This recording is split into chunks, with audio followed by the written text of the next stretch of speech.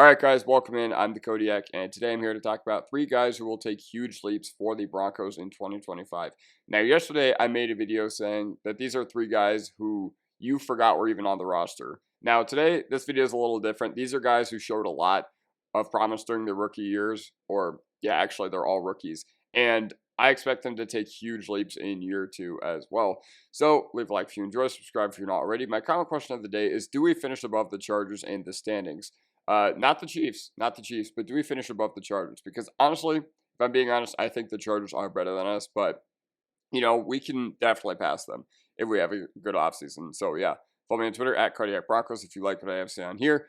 Let's dive right into it. So obviously, we're going to begin with Troy Franklin.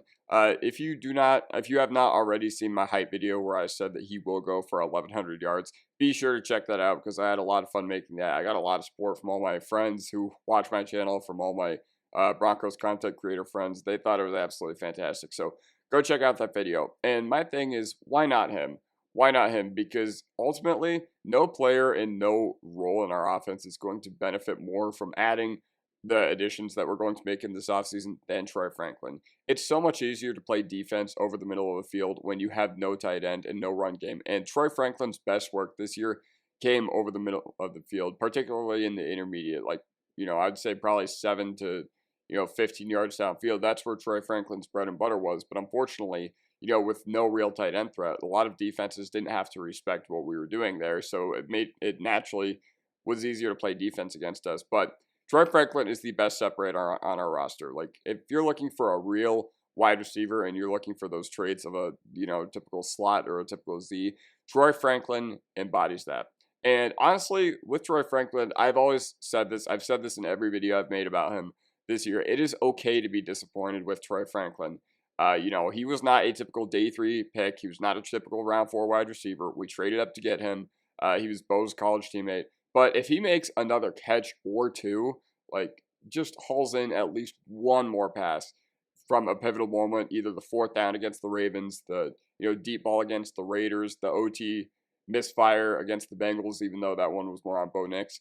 The narrative about his rookie season is so much different. And I am so happy that he had that deep ball versus Buffalo, because that, I think, is going to give him a lot of confidence heading into next year. So the expanded role in the offense, I think, is also really going to help him because, we thought we were getting an absolute monster when we drafted Troy Franklin. And quite frankly, we haven't been able to truly unleash him in the way that Oregon did. So Troy Franklin is a guy who I think is going to make a huge jump next year. Why not him? Why not him going for 1,100 yards? We're doubling down with that one right there. So these next two guys are defensive players, and this one is Jonah Ellis. So coming into the year, I actually really didn't like the pick on draft night. I actually wanted Troy Franklin at that spot that we drafted Jonah Ellis at.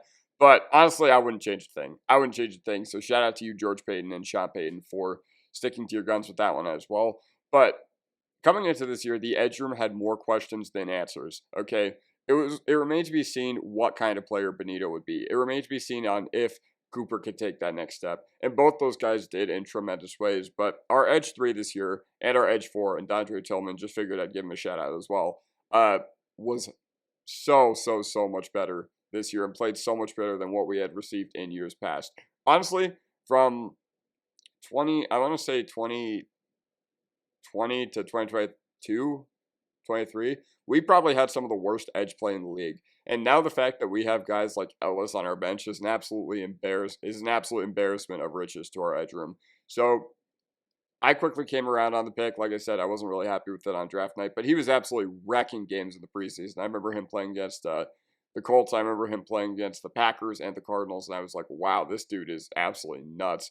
But yeah, he was named to the Pro Football Writers All-Rookie team, and also, he was producing on par with the first-round edges from this class. Now, Jared Verse, he won Rookie Depoy for a reason. He had an absolutely phenomenal year. He was a force. He was absolutely dominant, and he is literally a top 10 pass rushing edge in the NFL already. So he had an insane year, and I don't want to compare Ellis to him or anything like that. But the other guys, Dallas Turner, didn't really like him as a prospect, and I didn't really get the vision with that in Minnesota either. Speaking of that, it's kind of crazy that Minnesota had the season they did with not getting much production from their 2 first-round picks. Yeah, just really wasn't a fan of Dallas Turner's game in the draft, and Jonah Ellis outproduced him. Jonah Ellis outdid Dallas Turner, and guess what? A guy I did like in the draft that Jonah Ellis ended up outdoing was Leatu Latu. So that was absolutely absurd there. Jonah Ellis had a really, really good year, and he either had 5 or 6 sacks. I can't remember off the top of my head, but I'm excited for our edge depth, and I'm excited for his development. Now, he did injure his shoulder in the wildcard game against Buffalo. I think a lot of people have forgotten about that. But from everything we've heard, I can't remember where I heard this, but I heard somebody say that it should not impact his availability for OTAs when they begin in March, April, or May, or whatever it may be. Apparently, he's supposed to be fully recovered by April, so that's absolutely fantastic news. Hopefully that we can get him fully healthy for training camp. And yeah, I'm really excited for Jonah Ellis going into year 2 as well. So, Kris Abrams-Draine. This is another guy who we saw him in limited action as a rookie, and I was really, really happy with what we saw. Okay, so he filled in for Riley Moss when he sprained his MCL for 3 games. He filled in for him against Cleveland, he filled in for him against Indianapolis, and he filled in for him against the Chargers on Thursday Night Football. Now, I'm not really sure what the coaches saw in practice that made Levi Wallace go out there instead of Kris Abrams-Draine, and also, I don't know why the coaching staff was just like letting Levi Wallace get absolutely destroyed in that game. And in Cleveland's second to last drive of the game, when we still had the lead, that was the moment when Kris Abrams-Draine got put in the game. And that should have happened like at least 2 or 3 drives sooner than that. Okay. Now, props to Kris Abrams-Draine for holding his own. Okay. I remember he gave up a miraculous sideline catch to Elijah Moore. But I remember seeing him absolutely clamp Judy on a couple routes. I'm like, it literally took Judy dropping 250 yards for us to do this as well. So then the next week, was the next game against Indianapolis? I'm trying to remember our schedule. Either way, no, next week was a bye, but our next game was against Indianapolis. So his matchup right there was A.D. Mitchell. And A.D. Mitchell was another community favorite. A.D. Mitchell was another guy that a lot of receiver gurus were high on in the draft community. And guess what? Kris Abrams-Draine absolutely had him in prison. Like Kris Abrams-Draine, I remember seeing him absolutely put the clamps on him. I remember sitting in the south stands. I remember seeing Abrams-Draine break up a handful of passes. But the only time I heard Kris Abrams-Draine's name, the only time I heard A.D. Mitchell's name, sorry, got to correct myself there, during that Colts game, was when he threw a pick 6 to Nick Bonito. So props to Kris Abrams-Draine for also holding his assignment very well in that game.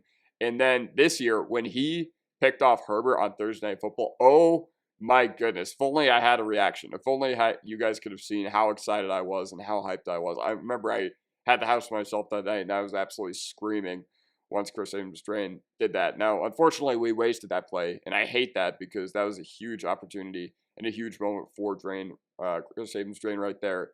And the fact that he made that play was absolutely incredible. But shout out to Jim Leonard, man, because we were so concerned at the beginning of this year about losing Christian Parker to the Eagles. And, maybe it's warranted because Quinyon Mitchell and Cooper DeJean had great rookie years. But shout out to Jim Leonard for elevating this guy's game. Another offseason with Jim Leonard will be great. And I don't know if KAD is going to be a mainstay on our defense. I don't know if he's going to be like a long-term depth guy in our cornerback room, but he's earned the opportunity for a bigger role. And I think he's earned the opportunity for this coaching staff, for this front office to not bring in another cornerback.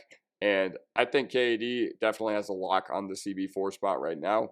It'll be interesting to see if he can get on the field more next year. I think I'd really like that. He's already surpassed Mathis, surpassed Amari Mathis. So yeah. All right, that does it for me. Leave a like if you enjoy, subscribe if you're not already, and I'll see you guys next time. Peace.